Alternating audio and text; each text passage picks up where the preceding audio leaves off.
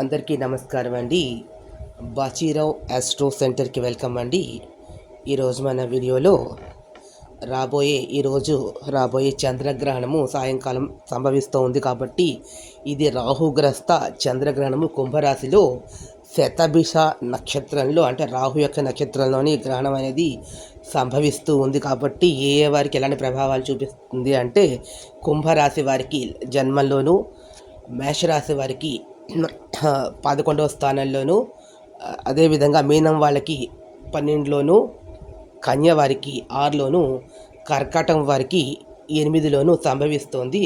మిగతా వారికి కూడా తర్వాత వీడియోలో తెలియజెప్తాను. 6, 8, 12 లగ్నం వారికి ఉన్నటువంటి ఫలితాలు తర్వాత వీడియోలో చెప్తాను. దీని ప్రభావం కుంభరాశి వారి మీద అత్యధికంగా ఉంటుంది.